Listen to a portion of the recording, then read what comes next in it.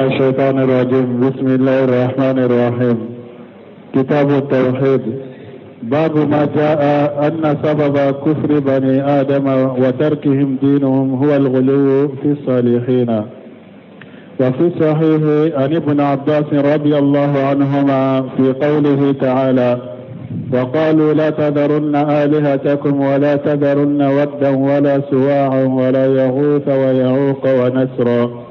قال: هذه أسماء رجال الصالحين من قوم نوح، فلما هلكوا أوحى الشيطان إلى قومهم أن انصبوا إلى مجالسهم التي كانوا يجلسون فيها أنصابا، وسموها بأسمائهم، ففعلوا ولم تعبد، حتى إذا هلك أولئك ونسي العلم عبدت. بسم الله الرحمن الرحيم، والصلاة والسلام على نبينا محمد وعلى آله وأصحابه وسلم تسليما كثيرا. سبحانك لا علم لنا إلا ما علمتنا إنك أنت العليم الحكيم. أستغفر الله الذي لا إله إلا هو الحي القيوم وأتوب إليه. اللهم انفعنا بما علمتنا وعلمنا ما ينفعنا وزدنا علما. بي أرابا سوية هجرية بكلاني كمناني أني بناني أني دورو سهر ذو القعدة minye hijira sankalo tani kelena bisuinye otani nani nai miladi nasaro ka jate ba fulani mugani nani sankalo duruna bisuinye mugani fulanai. Ambe Dauda bugu masjid raja ko ambo kono darasube Shaykhul Islam Muhammad ibn Abdul Wahhab aka kitabu kono kitabu tauhid bonda minna ko babu ma jaa anna sababa kufri bani adama wa tarkihim dinahum huwa qulu'u fi salihin. Ambe Abdullah ibn Abbas ka asarula al asarwi derisu temene akalana anya tafsir gorobalike antum bedo sarahu bagaka kumaudela waqti sera. Qawluhu wa fi shahihi ay fi shahihi al-Bukhari. Nako asaruna wa fi shahihi lanyine munye Bukhari. Wa hada li asaru aqtasarahu al-musannif ni asaru min fulan ninye wallahi al-baga ayasuruna. Asaru kore munye mimbora seiba fe kuma mimbora seiba fe ni hadisate ni chide nyafu. وغير سبق الكلام على مثل هذه العبارة في باب التفسير توحيد وشهادة لا إله إلا الله. نينا نغنو ni ewa kuma fo chogo min fulen ni ka kuma surunya ona nyogona kuma temena oka bonda kono bonda minna ko ninye bonda ye tafsiri tauhidi tafsiri wa shahadata la ilaha illallah ani sheru kuma ka sharia bato fensite min ka bato chenni ala kelempe wute kuma temena nin kuma na nyogona ka oyorola. Qawluhu wa qalu ay qala ba'dhum li ba'd. Asaru nkono nako uko lanyine udo uko douma maana uye kuma infonyogonye. Qawluhu la tajarunna ay la tada'unna wa tatrukunna wa haja an-nahyu muakkadu bin-nun. Nuko nyogoma la tajarunna kure munye akana toy akana ka bato feuntoy uye kuma info balili min do ye balili ngelela nyonka ni nunu inye la tajarunna uya geleya nyonka balili ngeleya ni nunu inye. Qawluhu alihatakum نقول لا تجرن آلهتكم هل المراد لا تجرن عبادتها أو تمكنوا أحد من إهانتها ناكو آلهتكم يا للذين يدي وكل لين يدي أكنا كبتو فيهم بتو لتوي وبي أكنا مغشيتوي نابا كبتو فيهم ندوغيا الجواب جابوا يموني المانيان لا تزرن آلهتكم بمانا فلين بيتا يا للذين يدي أكنا كبتو فيهم بتو لتوي وبي لين يدي akana mogo sibila ni abaka bato fe ndogoya akana mogo sitoy na abaka bato fe ndogoya la tajanu ala takum la nyide munyen nim fulala akwal jawabu al manayan ako jabu ye munye mana fulaimbe kuma imbe mana fulaimbe ta ay intashiru li alihatikum wala tumakkinu ahada min ihanatiha wala tadawha lin nas ولا تدعوا عبادتها أيضا لانيني مونيه اياكا باتو فيون ديفا ايو ديمي akana mogoshi to na abu dogoya akanu to mogoshi awa akanu batolu to fana ali la tajanu ali hatakum benin fula beta bal ihrisu alaiha ay koroto akata ka bato fe un korosili made wa haja min tawasi bil batil ni nyede ka waso nyonya ka waso wosiake ni nyogonye ni ngalone ni nye ka wosiake nyogonye ni galon keliye aksal ladina amanu wa amilu salihati yatawasawna bil haqqi ulukera mugo ka kontrole mugo munul limanani alaye uye bara nyuma ke ulube nyogon wosi nyogonya ka nyogonya maria ni chinyade mumini bara nyuma kenaw ulube wasiake nyogonya ni chinya kelide men nunu nye wasiake ni nyogonya ni galon kelide inu muminu bora nyogon koroni yorola qawluhu wala suwa la jaidatu litawkid nako wala suwa kulla jaidatu litawkid nuko jaidatu atekomi jidilido arabu kanna mana irabu ukambe irabu dema anana ka kuma ingele yade misluha fi qawli ta'ala wala dalin wa faidatuha akwa misali abikum ni ala ko qur'ana ko wala dalin wa faidatuha aka faida munye annahum jalu madkhulaha kal mustaqil biqilaf ya'uqa wa nasra fahuma duna maratabati man sabaqahuma abikum nuko wala suwa ulu yellamu inke munya faida munye abikum yellamu inke min tala uyoke adamana penye kani tawbo nyogonna parce que ba kono de la tajarunna alihatakum wala tajaruna wadda wala suwaa wala yauqa wala yaqusa wa yauqan wa nasra abikum sisa la indonna mununna ulu kamarataba munumbu kofe ulu kamarataba be la yimbe munna ulu kamarataba buru koro kal mustaqil biqilaf yauqa wa nasra fahuma duna martabati man sabaqahuma mana yauqa anin nasra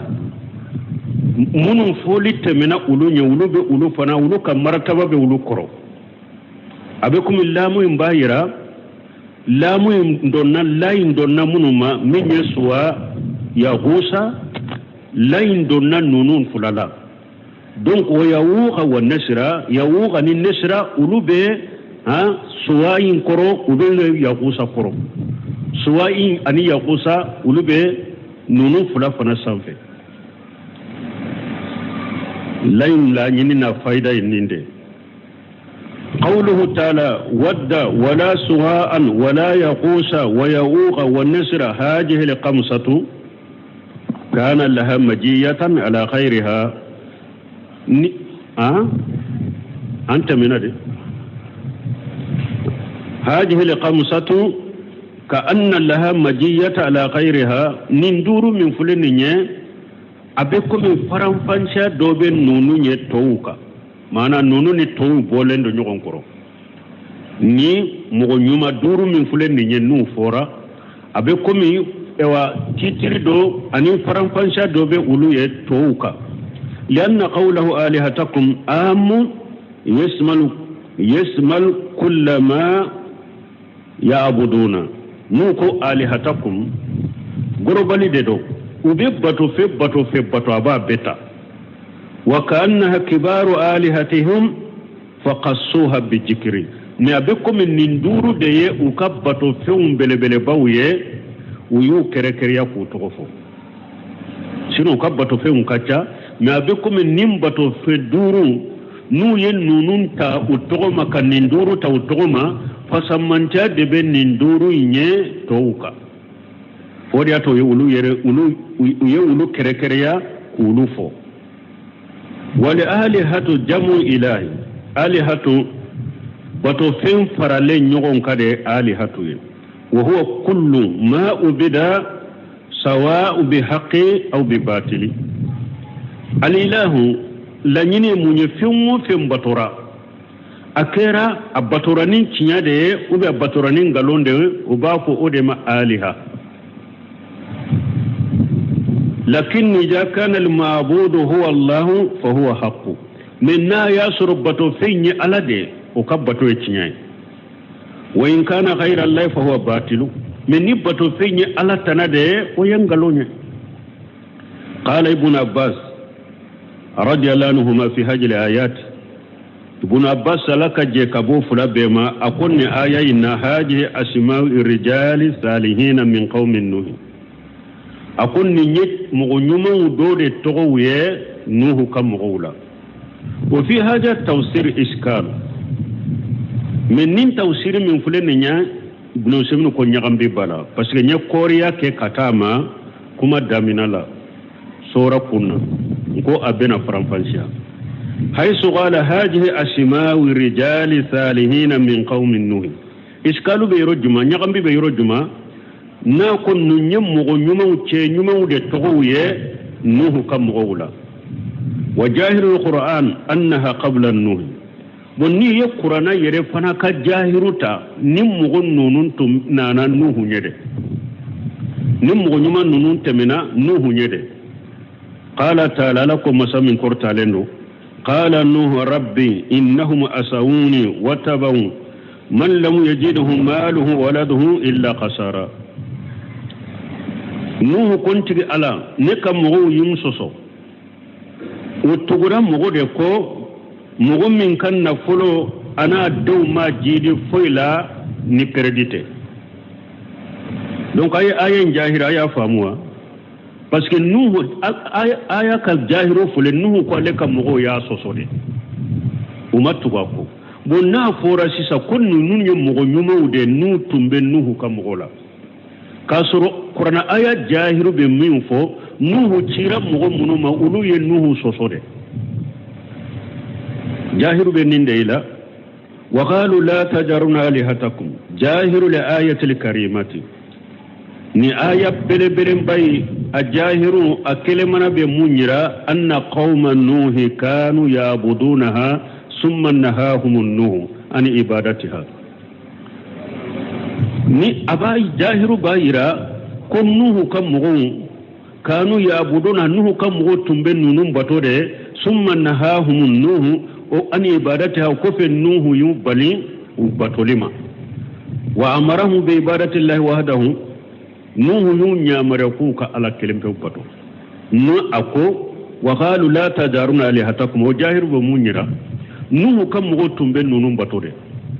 nuhu yubali ko kanu bato walakinnahum abawu wa qalu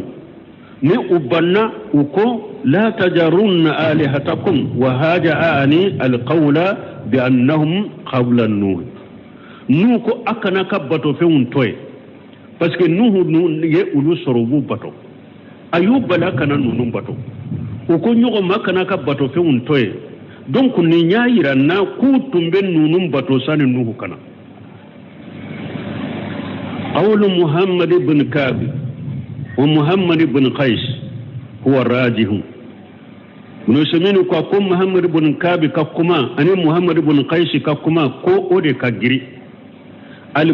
لموافقته جاهر القرآن parce que ulu ka kuma indeni qur'ana ayan jahiru ye nyogonta bon nin fula ye mun fo ulu fula ko de mogo nyuma nunun tunye mogo de nuhunye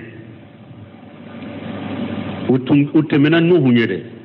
oyi hutamalu ulu seminu ka bese kata wa huwa bayidu ako fana ni keli kajja anna haja fi awwali risalati nuhi ambese ka foko abese kata o fana ni keli kajja kafun ninkera nuhu ka cide nya kun folo de la wa annahu sajaba lahu haula rijalu bo ni taro fe si sai ba fo ni mo nyuma nunu limanani nuhu yede uye nuhu jabi wa amanu bihi limanani nuhu ye summa bada jalika ma tu qabla nuhi o kofe ufatura nuhu ye summa abaduhum o kofe mo yubatu o ako fana ni kene kajja lakini haja bayidu akume ni ninkajja ni nikeli kajja hatta min siyaqil athar an ibn abbas bon hari ibn abbas asari nyere na chogo ibn abbas bolo ani nin kuma min fule ka fo ko nuhu ka cidenya kum folo de ayu wele we nuhu jabi wulli mananaye o ko fe batora hari ibn abbas yere ka asaru sama choga no tanyugonta fal muhim أن التفسير لآية أن يقول هذه أصنام في قوم نوح كانوا رجال صالحين أكو تفسير نما يمونye ika funinche nyuma munufule nunye cheude utumbe nuhu kam mogodela mogo nyuma udela utumbe nuhu kam mogodela fatala ala qawmihim amadun fa abaduhum furansi janyana ukam mogo kasani nuhu kache uyubatu wodi atun ko sere manu rehili ni asarahu laleko ko nuhu kam mogodo munna mana nuhu be dambi katuma me ati komi nuhu ye nyogon soro wakati kele mogo nyuma nunu uko nuhu kam mogo munna mana nuhu kam mogoda be dambi katuma me utumbe nuhu nyede parce que buna basti akakuma wode be akukata adamala kana nuhu la qarani tande temena be mogo nyuma donc o mogo nyuma munun tumbe nuhu nyede o dowde fule ka bato fulanka fuya donna dina la ala ye nuhu ciuma puka dabila mais ake komi mogo nyuma munun batora wulu tumbe nuhu yere katilela nuhu tira jamakulu minna ate komi mogo nyuma tumbe wulu de la batora kuma la nyine ninde parce que ni ewa buna basa fule ka fo chogomi ko nunun tunye nuhu kam mogo de abe komi nuhu cilen ko fe akam mogo munul limanana ye ni mogo nyuma tumbe wulu de la wodi yato ko tembe hukake mogo nyuma munun fule ni nu batora ate komi nuhu ka cile mogo dono utumde mu ka jamala u batora ayi nunu nye mogo nyuma de nuhu nye utemena nuhu nye de donc u batolende tumamu yu fara alaka ala ye nuhu ci ku batoli toye kuma betile ni njoko de la qawluhu awha shaytan ay awha waswasati wa laysa wahaya ilhami wahaya waswasati wa laysa wahaya ilhami nako awha shaytan mana shaytanai wa hum chuma wasu ka wasu ka bilu biskun kono atekum wahawu ilhamudo ayun la wasu de doro ko bila koyina atekum ilhamudo ya bilu biskun kono qawluhu anansibu ila majalisihim ala ansab jamu nusubi wa huwa kullu ma yunsabu min asa aw hajari aw khayrihi na kwani ansibu ila majalisihim ala ansabu kore munye niye femminjo ka jo fe niya jo akera sabrede akera farade akera ulun o tanade niye minjo doro o de towe nasab al ansab qawlu wasammuha bi asma'ihim ay dawu ansaba fi majalisihim tumamu yenni mugo nyumu uyu muni mamu dila uyu kam muniman jo ukashigi yorowula wa qalu haja waddu uye munima duru de dula munima kelenkele uya bila mogo nyuma do sawrala kam munima nunun jo ukashigi yorola ukonni munima ni waddu ye wa haja suwa ni suwa wa haja yaqusu ni yaqusu ye wa haja yauqu ni yauqu ye wa yauqu ye wa haja nasru ni nasru ye ki ajali ja'araytumuhum tatadhakkaru ibadatahum fatanassatu alaiha o fanan la nyine mu nyawlu bolo parce que shaytan fule ka munu wasu nu yeddi mbarake ama ajigi nunun kunula uka nunun batode parce que doni tumbe nunun bolo nunun be tawhid kalama shaytaniya bila nunun korodoro kan nin photo nunun dila alla nyine munye nu yenni moni mawni nin photo uye ufana be fari foni soro batola u hakli be jigi mo nyuma nununa ube fari foni soro batola hakaja jayanna lahum shaytan awa shaytaniya masiru nye kurunin chogodela wa haja qururun wa waswasatun min ash-shaytan ni nyamara salide ani waswasu kabo shaytan fe kama qala li adama comme ni shaytaniya fo adama chogomi hal adulluka la sajrati al-khuludi wa mulki la yughla ako adama ma yalinki kanda kata irima min ni yadu ibe dume arjanna kono ube be marali sor marar min te koro amma da marasaba wa idha kana al-abdu la yatazakkaru ibadata Allah illa bi ru'yati asbahi haulai fa hadhihi ibadatu qashiratun aw madumatu ni jonkera ni etese ka batoke ko etese ka ala batoke fo eki inyuguna dode ye na be batola o fana ifana na courage ke kisorina batoske on mo suko ka bato ye bato ewa bato surunyalende ube bato do bato mimbena ateye yere maadumo bato imbena manke yere mana bato jojo ni eka bato chogo yere ni eye ewa inyuguna ye abe ala bato lade ibe fari foni soro ka bato ke e ka bato ye bato masuru nyalende ube bato yere de dondo bena yere bato inte yere parce que ni yala inyata tigila domi bato inte nakasiwa ube ni nyata tigila domi ni hakili bejigi bato la ite bato into yere wa o ye bato nakasilende ube o ye bato de bato mimbena manke yere قوله ففعلوا ولم تؤبد حتى إذا هلك أولئك ونسي العلم وبدت ناكو نمغن نونو وينينك كوكام مغنيما مونيما ودلا كاجو وكاب اوا بارو يورو نو كاشيغ يورو لا نو حكلي جيغلو لا وبي على باتو او وبي كوراجي سورو وبي على باتو ولو ينينك مودو مو باتو دي ulu mu batu ulu koni tumbere da bu ka sigi yoro la deru nu yeyu deru be courage soro be ala batu me ulu mu batu ni mo parce que tawhid tumbe ulu bolo doni tumbe ulu bolo hatta ija halaka ulaika wa nushi al ilmu wa bidat fonni mo fana nana halaki mana tuma min mo fana fatura mununye muniman mununjo ulu mu batu de futuma mi ulu fana fatura wa nushi al ilmu ونشأ العلم فلنينه أسروا أوان إسراه بعو كما وتامبو بلو دوكو ونشأ العلم لانينه منيه نموني مو جوراني دوني منيه أني منيه توما منينا كويرا أوكو moni ma unjorani munye akan hakili jigala pola duran kala poto botuma min nunu nyinana o wulila nunu nyinana moni ma nunu jokunna o doni moni ma unjora kummin kama tuma mi o doni wulila kabo ulu bolo o bidat ulu yubato nunu sale munu nana ulu kofe moni ma unjorani lanyini minye doni minye tuma mi o doni bora ulu bolo to nyedo o yubato kasoro munun tamina wulu nyaw ye muni ma joni mu nyaw lu mu joni batoy ulu jo de doro akan hakili jigi ala bato la na la bato me tuma mi munun nauna ulu nola ulu tenindo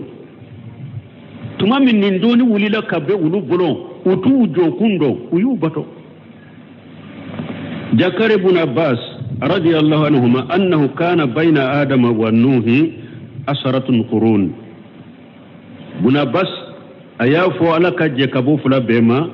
كو آدم أن نوح كو كراني تند تنبوني نغنجي والقرن 100 سنة قرني يسان كمده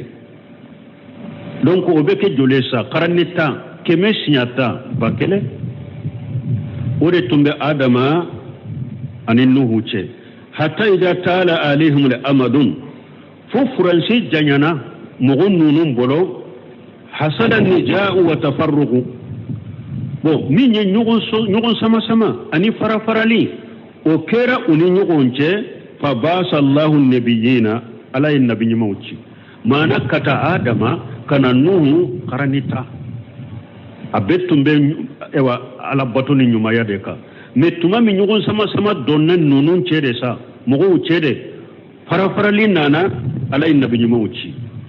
kama qala ta'ala kana an-nasu ummatan wahidatan fabasa Allahu an-nabiyyina mubashirina wa munjirina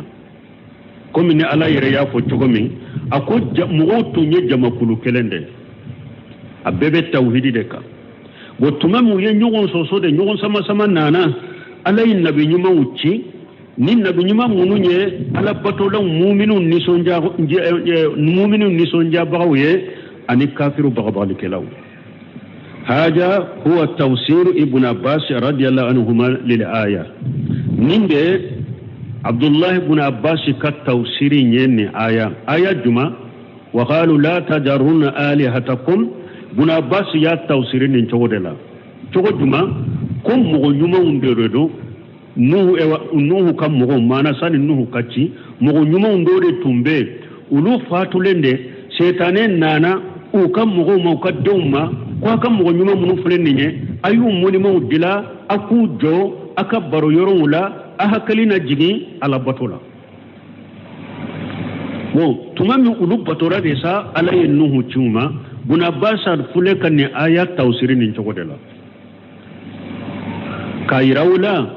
wadda min fora suwa min fora ya ugusa min fora ya uga min fora nesra min fora mo nyuma de tundo buna basa ya tafsirin chokodela wa hal tafsiruhu hujjatu ne yala buna basa ka tafsiru hujja do wannan be saka della kenaiwa al jawab yurja'u fi tafsir awwala ila al qur'an buna bas ko buna usaimin ko rahimahullah ko jabu ye munya ko tafsiri folo tafsiri ambe sagi kata qur'ana dema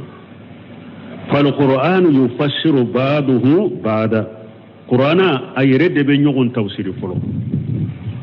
misal qawli ta'ala wama adraka ma hiya tafsiruha naru hamiya ni qur'ana be nyogon tafsira misale do munye ni ala ko qur'ana kono wama adraka ma hiya o tawsiri munye naru hamiya tasuma de do tasuma min kakkala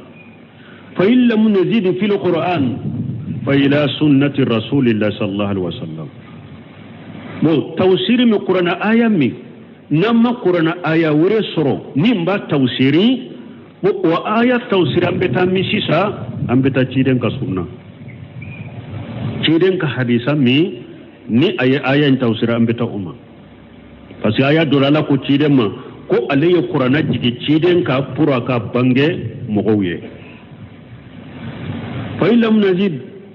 fa ila tawsiri sahabati bo namma ciden ka tawsiri soro yoromi aya minni amma aya soro min ba tawsiri ambeta ciden ka sunna ma ciden ka tisa salen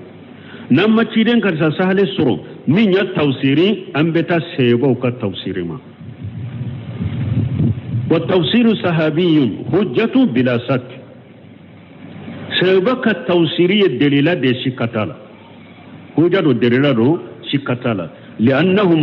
adra bil qur'an parce que ulu de be qur'ana nyedo katima anka haythu najala bi asrihim wa bil luqatihim parce que qur'ana jigna ulu de ka waqtila ajigna ulu de ka kanna ويعرفون عنه أكثر من غيرهم سيغون بقرآن دوكة من وتنوكا حتى قال بعض العلماء فدوني كبغو دوكو إن التفسير الذهبي في حكم المرفوع وهذا ليس بصحيح فدوني كبغو دوكو كل سيبون كالتفسيري كو أبكم تشيدن ديافو له حكم رفوع المرفوع له حكم المرفوع كو سيبا كالتفسيري كو ewa marufu hukunu be da marufu ye munye kuma minni ba korta kata cide nyere makati ko mi cide nyere da yafu mana doni ke ba do tara ko sheba ka tawsiri beke abe ko mi cide nyere min fode akum mi usalente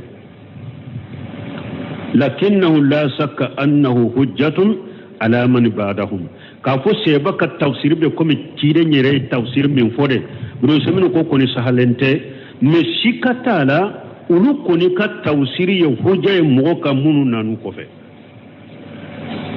fa ina aqtalafa sahabatu fi tawsir aqadna bima yurajjihu shiyaq li aya bonni sheba fulaye nyugon soro aya do tawsir la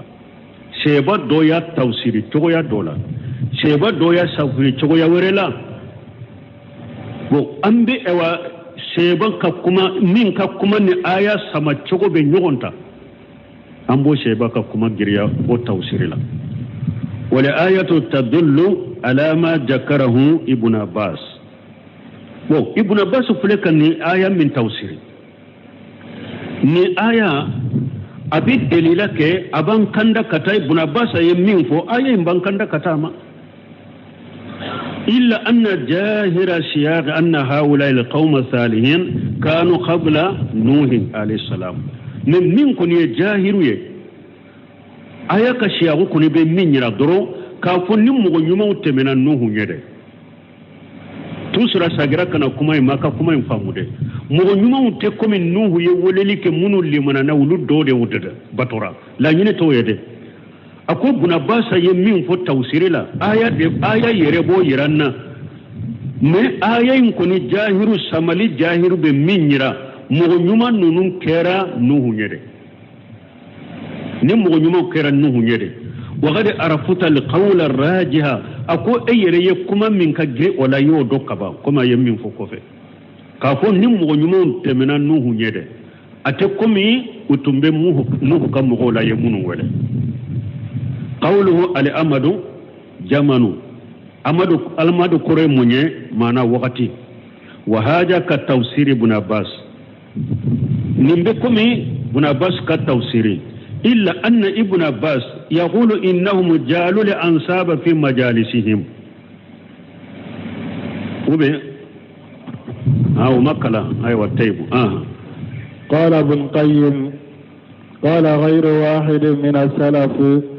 لما ماتوا عكفوا على قبورهم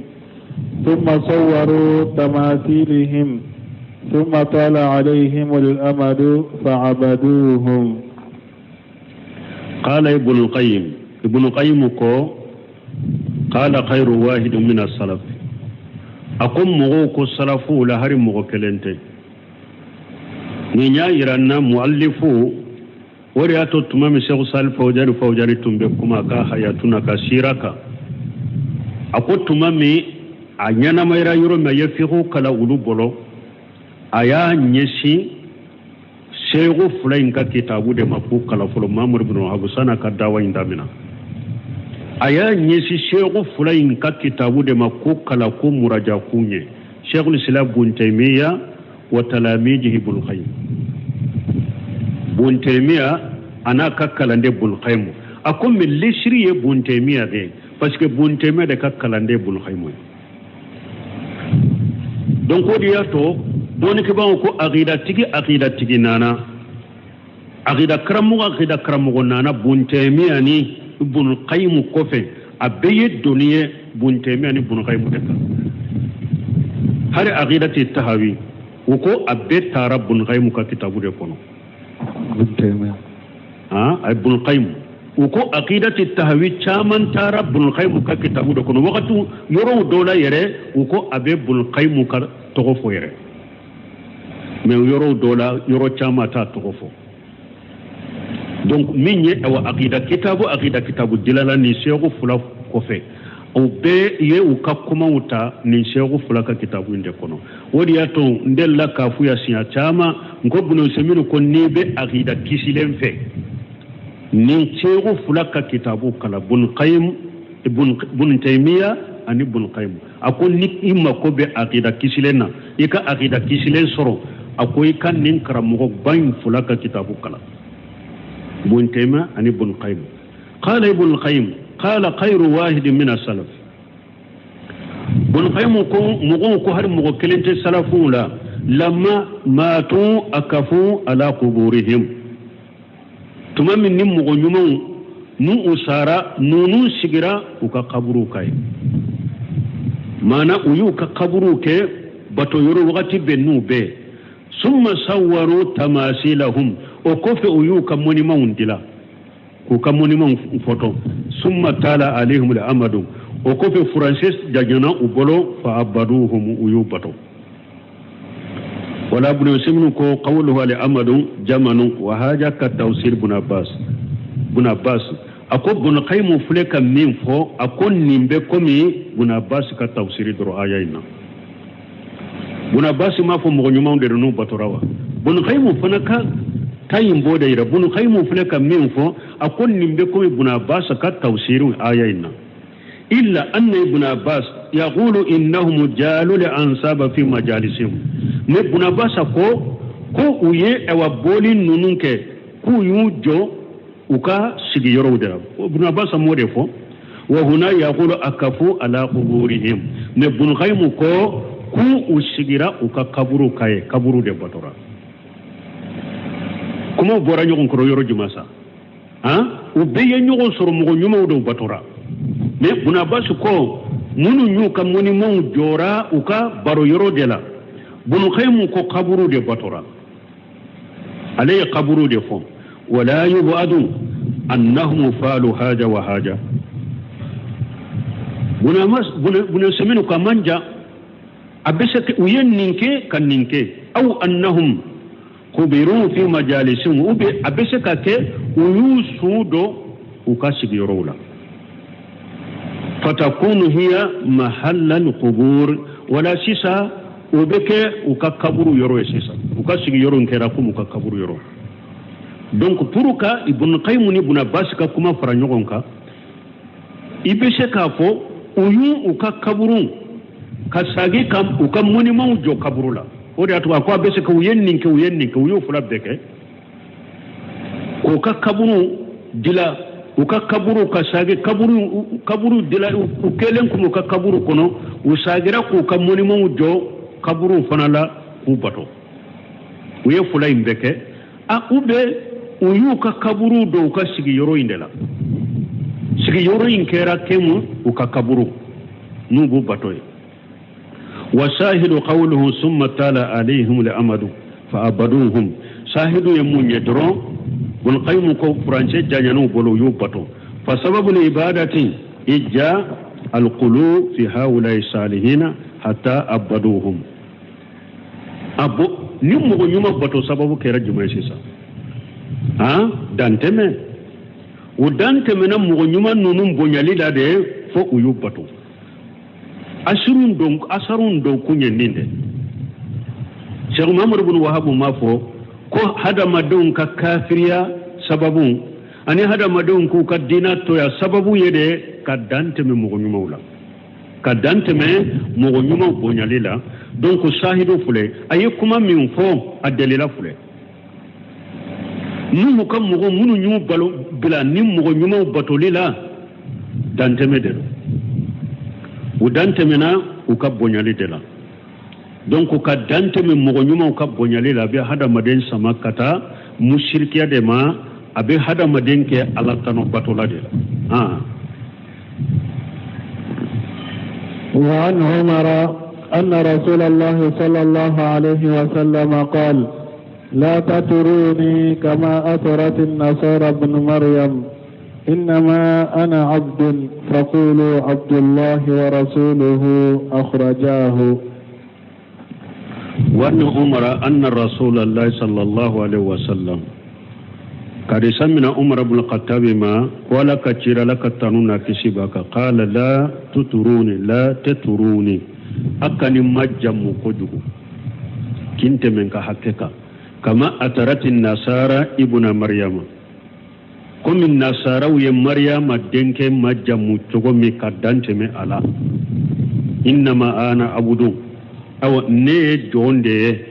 فقولوا عبد الله ورسوله أيا فنما دي على كجو على كشيد أكنينك على ديني أكنينك على سبناي أكنينك على ني على كجون دي ني على كشيد دي أخرجاه بخاري مسلم حديث بو قوله لا تطروني الإتراء المبالغة في المدح لا تطروني إتراء يميني كدانتمي تنريدا وهذا النهي يحتمل أنه منصب على هذا التسبيح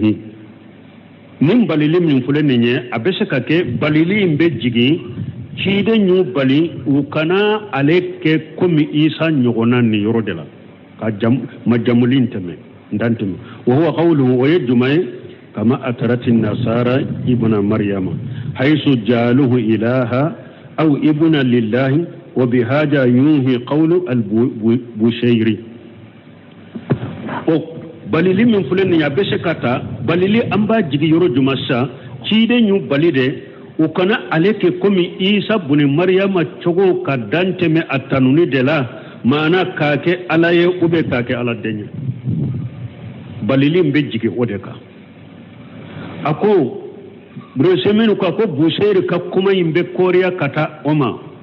cide nyi balili mbe kerale ka kuma yimbe koriya kata unyogona makadante me cide ka tanulila ko dai mada'atuhu nasara ko ewa minye busheri aka kuma be koriya kata oma ka fo cide nyi balili ke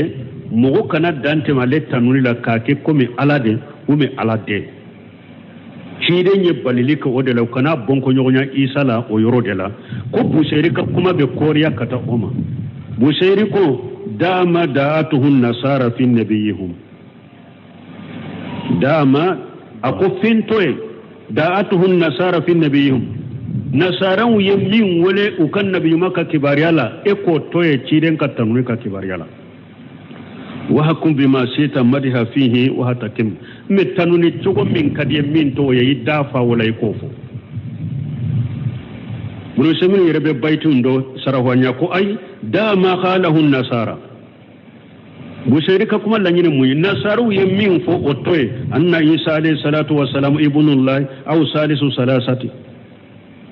نين نصارو كو عيسى يالا دنيه وبي الاو يسبر عيسى على سبنا otoye wal baghi amula famaka fi madihi me ato idda faciden tanoi to min kade kofo walau bima la yurdihi hari min te ciden te jeni minye mana busairu bolo ciden tanoni min te betro kanake ala denye kanake ala sabanai me no bora ala tanuni sugu kade afo ciden ka kibare hari na irete jeni minye wa yuhtamalu بنو سمينو كو أباتا أن النهاية آمون كباليلي غربالي درو الله بولين درو فيسمل ما يسابه قلوب النصارى في عيسى بن مريم وما دونه أبسك كيرين باليلي من كفانا أكنين تنو كما جمو كتمي حكلا أبسك تفانا أبسك كي غربالي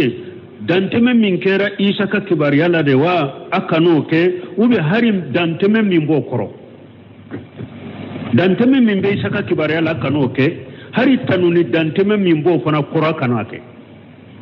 balilim be se ko ota wa yakunu qawlu kama atarati al mutlaq tasbih la li tasbih li mutlaq donc nako kama atarati sisa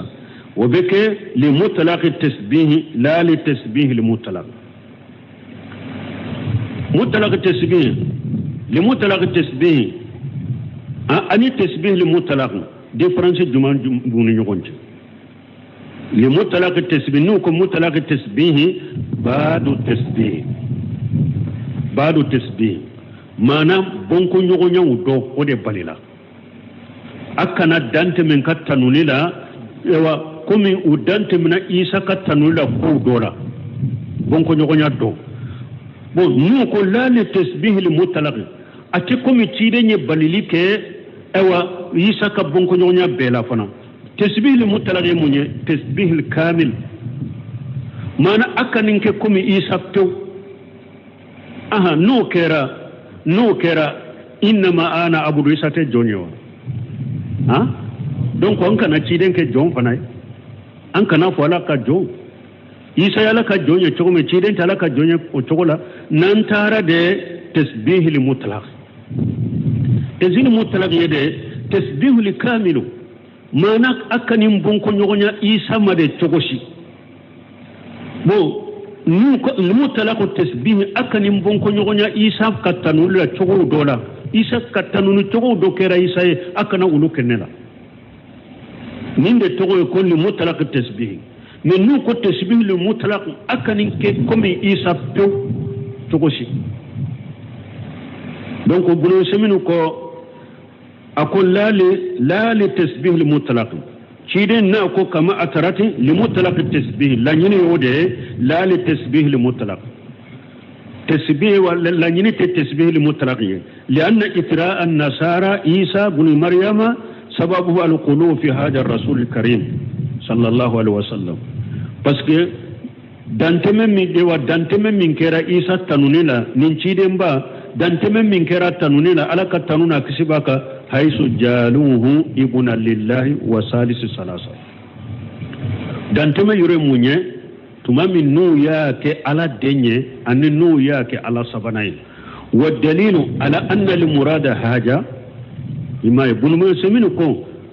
dalilan min bayira ko ciden ka muradu yede yukana ale bonko nyogonya isa la komi wuye isa ke ala denye ka ke ala sabanai o kana tanu komo o chogode ne atanyini te o kana bonko nyogonya isa la chogo bela aku delila jumambo o yirana anna al murada haja qawluhu inma ana abudun faqulu abdullahi wa rasuluhu nimba yirana ko aye balili kede danteme kera isa ka tanula ka ke ala denye ka ke ala sabanai ambalila odela mumbo yirana ko amma bali cide mambali isa ka bonko nyogonya lila chogo ya bela de la jumambo o yirana parce que ciden ko innama ana abudu isa te jonyewa ha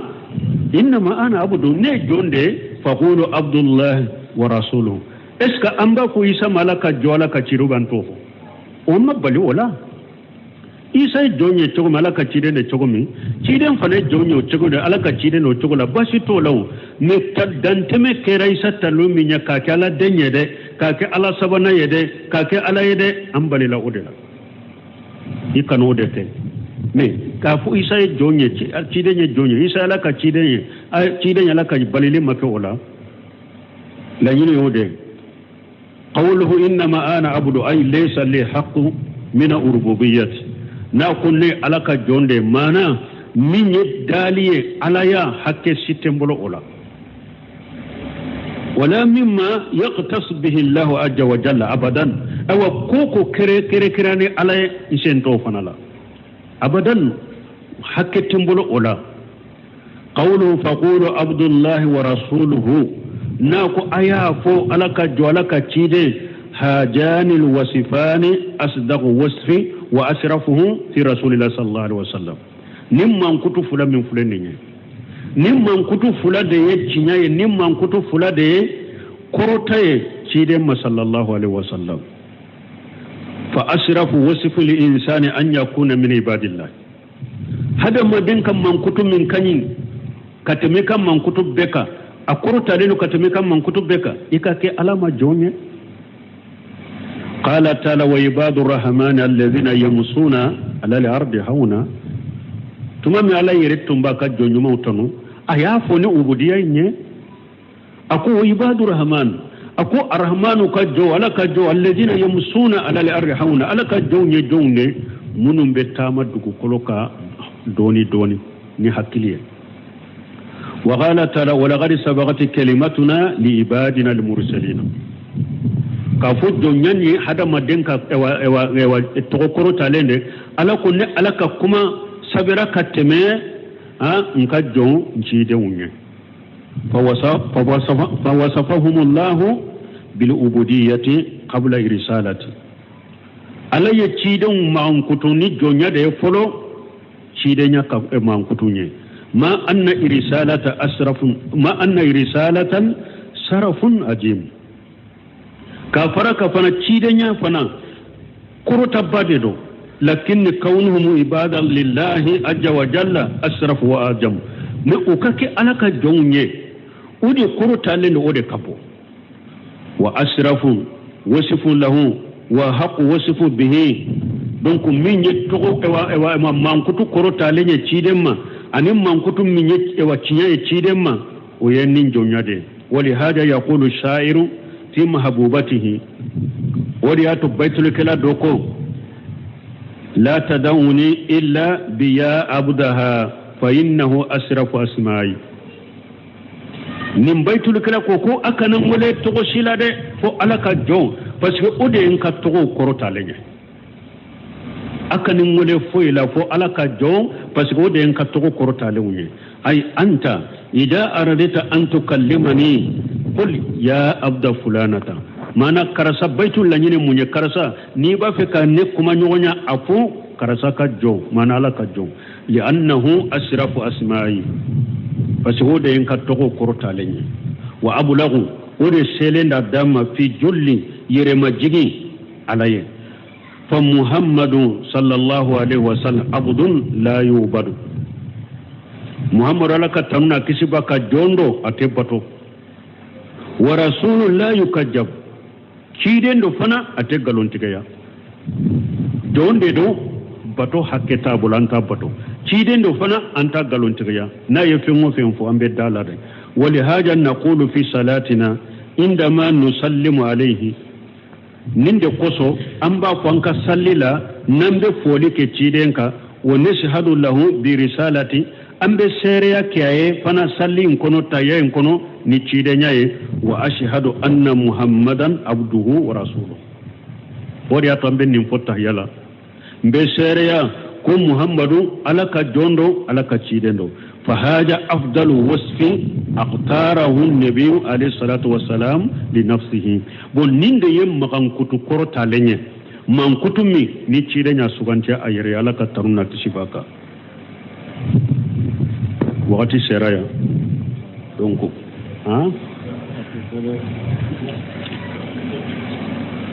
ates ambe abdulaya inshallah ni ala sunna dirsure wa lam anna al huquq salasatu aqsami donc ni ala sunna dirsure ambe wuli ulula subhanakallahumma rabbana bihamdika shara la ilaha illa anta astaghfiruka wa atubu ilayk